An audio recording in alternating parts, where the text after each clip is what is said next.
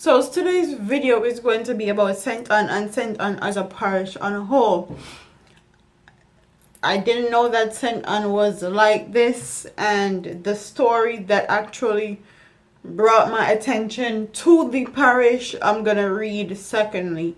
But I'm gonna start this topic off very lightly and give a basis to why I'm doing this topic and a basis as to the other story that I'm gonna read, which is the major topic in this story.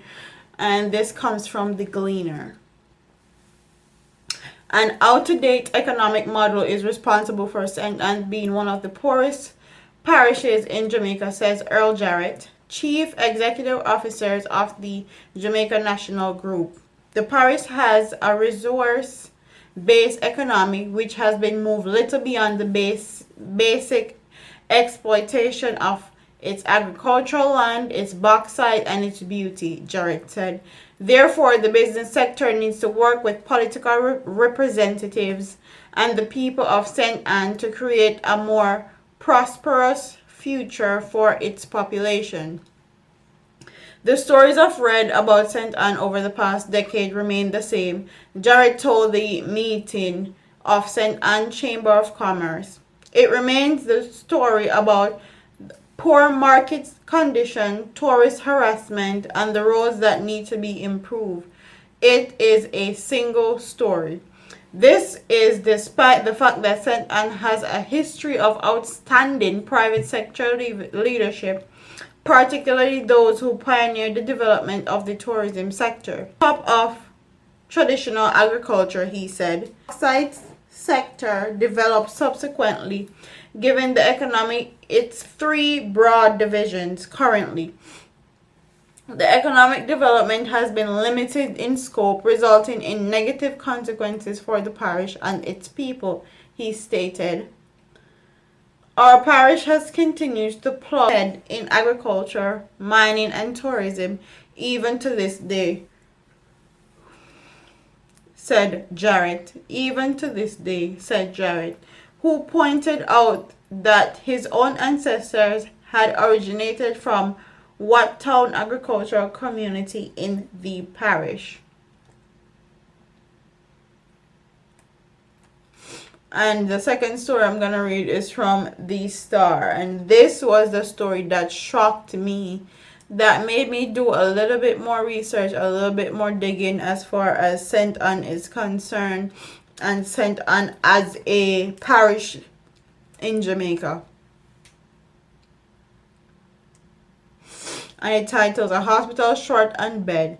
Patient forced to sleep on a chair with drip in hand. A family is fuming after one of its members slept on a chair for 2 consecutive nights in the St. Ann's Bay Regional Hospital after being admitted on the weekend. Marcia Fraser Waldron told the Star that her brother, Andre Frater, who suffered from hypertension and diabetes, had to sleep on a chair in the accident and emergency department.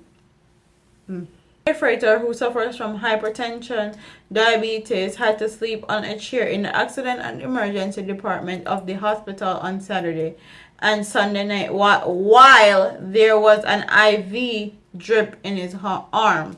He was admitted on Saturday evening and slept in the chair with the drip, Waldron fumed. You can just imagine how uncomfortable that was.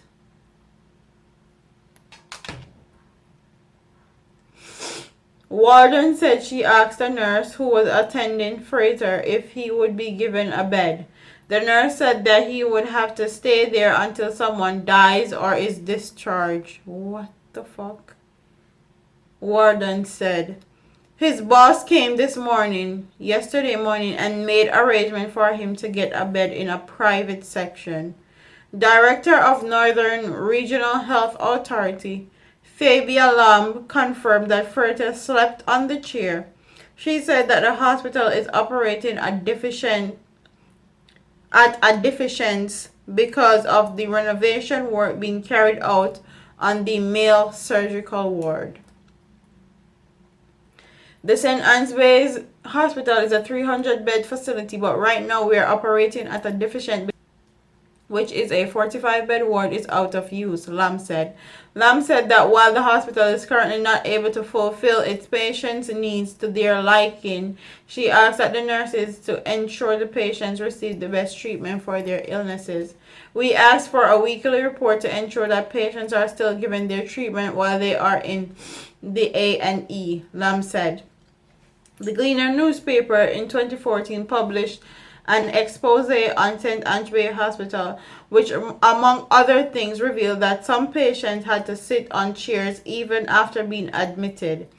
At the time, senior medical officer at the facility, Dr. Nicole Dawkins, said that the problem was not with the number of beds but with the limited space. It's not a bed issue, it's a ward space issue, which is why we have a ward expansion. It has not remedied the issue totally because there are still other issues as it relates to the use of beds. Up to this morning, we had about 12 patients who have been discharged but have not gone home. So that's one set of bed that is not turning over fast, Dawkins said in October of 2014. And I implore you to do your own research and actually look up everything that goes on in St. Anne's and as far as agriculture, tourism, bauxite mining and all that is concerned, because they're said to be one of the poorest parish in Jamaica. I never in my life knew that at all. So that's something to do a little bit of research on. But honestly, how in hell is somebody supposed to sit on a chair for 2 whole days with a drip in their hand? Honestly, that's a shame and disgrace. And I don't care if they're expanding the ward or whatever they do. There is supposed to be provisions made that if you're gonna do expansion or anything in a hospital like that, that your patients are secured and safe. People always will get sick. People always have to go to the emergency room. This is known facts. That's why nurses, doctors, and hospitals are always high in demand and they always need people for work because people get sick all the time. So there's provisions that's supposed to be made, especially in a hospital, if you're going to be doing an expansion. I don't know which back a wall they live where they think they can do an expansion and just leave and not have enough space for patients. That's never going to work and that's never going to be satisfactory to patients. As you can tell, this is not the first time that people have had issue with the St. Anne's Bay Hospital, because the Gleaner wrote a whole story on it since 2014. So obviously the issues are not being addressed. They're not being changed.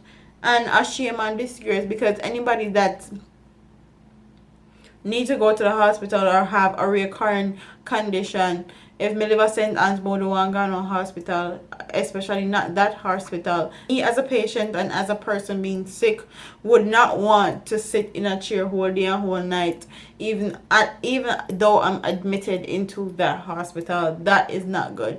Especially when you're sick, you want to be comfortable, you want to be laid down, you wanna be taken care of. You can't sit on a chair and be sick at the same time. That's uncomfortable, and me feel like people that needs to get the blame for this one, because this is unnecessary and this is unnecessary and unacceptable in every state, like in every division, in every category. This is unacceptable. So comment in the comment section and tell me what you guys think about this story, because honestly, I don't feel too good, if you can't tell already. And I feel like when you're sick, you need somebody to be sensitive towards your situation. You need somebody to help you. You need to be comfortable. I can only imagine what this man had to go through with having a drip in his hand and sit on sleep and sit on a chair for 2 days straight. Like, that's crazy. So don't forget to like, comment, share, and subscribe to your girl here on YouTube, man. I'm a part of here. Deuce.